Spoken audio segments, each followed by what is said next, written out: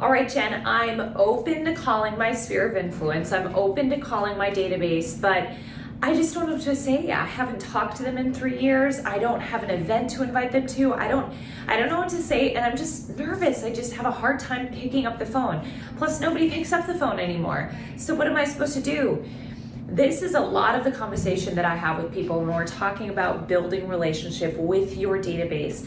So here's what we're going to cover today: 3 ways to get over your fear of the phone. And before I jump into those 3 ways, what I want to make clear today is that we're not talking about necessarily lead generation.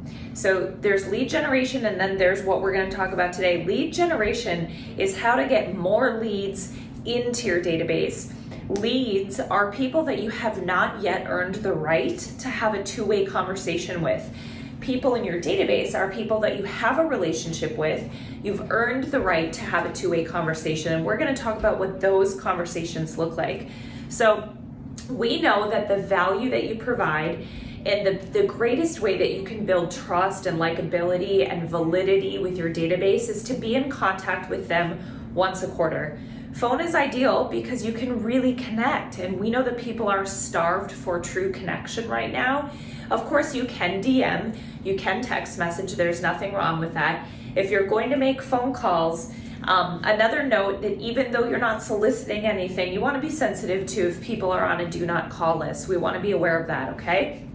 That being said, we want to figure out how to continue to build relationship with these people. So here's the first point, or first way to get over your sort of fear of the phone. Number 1, get honest with yourself about what your purpose of the call is. A lot of you are feeling like, I know secretly that my purpose is just that I'm looking to get more business. Well, if part of your purpose in making that phone call is to find more business, get honest with yourself about that, and then I'll share some examples about how you can get honest with the people that you're calling about that, okay? So maybe that's one of the reasons you're calling. The other reason or purpose behind it is truly to build the relationship. This is one industry where you can look, how many times has a grocery store owner or a car shop owner called you just to check in and see how you're doing and how they can provide value to you, or a restaurant? This is one industry where people reach out to us when they're going through major life transitions. They got married, they got divorced, they had a baby, someone passed away, they're upsizing, they're downsizing, they're going through a major life transition, and they're reaching out to you because they trust you to help them through that. That is part of the reason that we want to stay connected to them, so that also they do remember what you're doing. A lot of people forget. If you're not in contact with them, they forget that you're actually in the industry, okay? So we want to build that relationship. We want to also provide value and come from a place of contribution. So when you're thinking about what kind of value you can provide, this leads into my second point about what do I say, right? What you say leads back to the purpose of your phone call. So as an example, if your purpose is just to build a relationship and you haven't called your database in 3 years, let's say, here's how I would do this. And if you don't know this, I am someone that just wears my heart on my sleeve. I'm a pretty open book. What you see is what you get. So I would pick up the phone and I would say, hey, this is Jen. I'm just going to be super honest with you. I'm kind of embarrassed to make this call because it's been 3 years since we've talked, and I've wanted to be more connected, but I haven't taken the initiative. And so today's the day that I'm taking the initiative to just reach out and say, how the heck are you? It's been a crazy year and a half. I'm just going to be honest. So whatever that hiccup is for you that might be causing you to not call, what if you just told people that? What if you just said that and then said, and the reason I'm calling today is because I want to connect.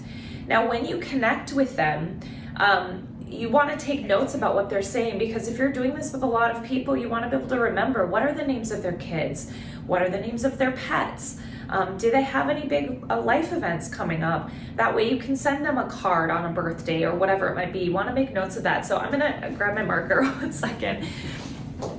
Here's one thing that you can do that can help you figure out what to talk about in that relationship building conversation. So we call it the FORD acronym. So FORD. So if you're like, man, I really don't know what questions to ask, we're going to ask about family. occupation, recreation, and dreams. So you don't have to go through all of these, but if you're stalling out and you're not really, maybe you're like, I don't talk to people a lot anymore. I've been isolated for 2 years or however long. You can start with family. How the heck are you? How's your family doing? Gosh, can you remind me again of the names and ages of your kids or your pets or whatever the situation is? So you want to take notes of that and ask how they're doing. Occupation, just how's your job going? Are you working remote now? Are you working back in the office? Have you changed jobs? What's new for you? So you're getting, a pulse on that. Recreation, you got anything fun planned on the calendar? Simple. You don't have to make it, what recreational activities are you doing, right? Just want to talk the way that you talk.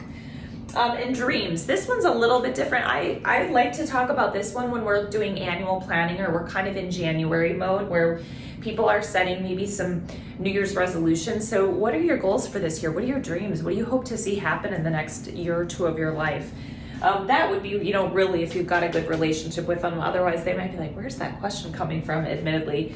So you go through these, you take notes of it, and that is the relationship building purpose. Now, if your purpose of your call is to build your business and you're like, man, yeah, I'm new in the business or my business is stalling out and I'm looking for more clients. That's what I would say if I was making that call. Hey, this is a little maybe uncomfortable for me outside of what I would normally do, but I'm going to be really honest with you. I'm a small business owner, just like every other small business owner that you know. And I'm constantly putting an effort to look how I could build my business and work with more great people like you. So I'm just gonna ask, can you maybe help me out, help a sister out? No, say it again how you would say it. Can you help me out maybe? And if somebody crosses your path that you think could use the services I provide, would you mind either sending them my way or I can reach out to them, whatever you prefer? Hey, great, thanks, I really appreciate it. It doesn't have to be a super strong-nosed approach. It can be. Now, if your personality is really direct and you're really competition-based, you could call and say, hey, look, I'm going to be honest. I'm looking for 25 more clients by the end of this year, and I want to know, who do you know that would like to work with somebody like me? One of the best pieces of advice I got and that I can give to you is to be you. So you don't have to try to be anybody else. If you are really data minded and you're introverted, you might make that call or shoot a text and say, hey, I want to do a better job of being connected with you, and once a quarter I'm going to reach out and send you some data on what's happening right in your local neighborhood. So consider, what is your superpower? What is your strength? What makes you unique and who you are? And then connect on that level. You don't work with yourself, don't work against yourself, work with what is natural. But know this, very, very few people are excited about prospecting to build their business or to reach out to build relationship. And if you're a business owner, that is a part of your job. Look at any business that we have out here in the world. Their job is to get more business. So it's either going to be by word of mouth and referral only, or it's going to be by these other methods. So if you're reaching out and calling to build your business, I would just say it like that and be honest about it. People will at least, I think, respect the transparency of that.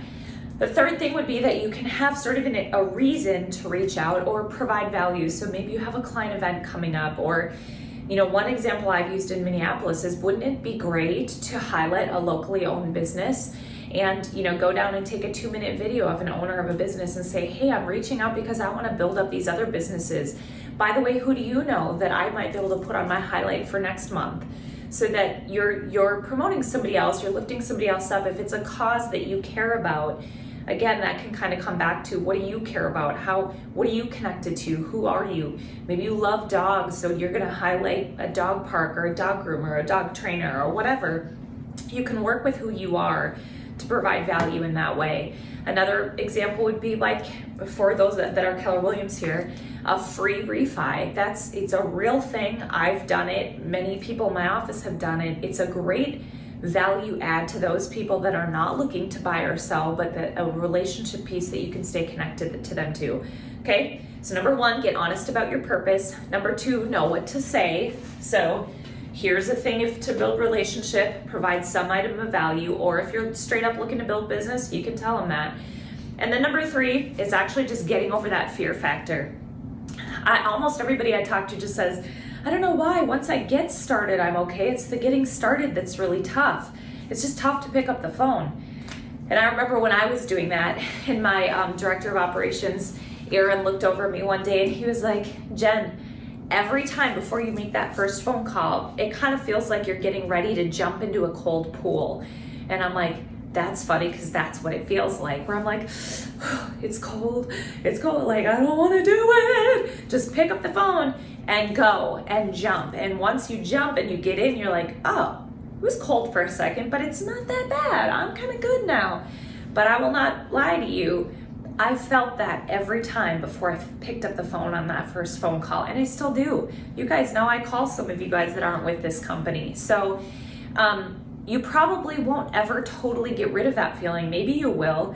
And just don't wait for the motivation to show up. Decide that you're going to do these things because you want to earn an income to support your family or live the life that you want to live. And so we do the things sometimes we don't want to do to ultimately get to where we want to go. I've said this many times, but motivation almost always follows the discipline or the decision or the choice. It's very rare that you would have motivation consistently showing up that causes you to go do the thing. Once you do the thing, then you get the result and you're like, oh gosh, I'm motivated to do that thing again. And that perpetuates that positive cycle. So count down from 5 and just make the jump in and go get it. If you have any questions, if you want to connect one-on-one on this, as always, shoot me a DM. In the meantime, have a wonderful rest of the week.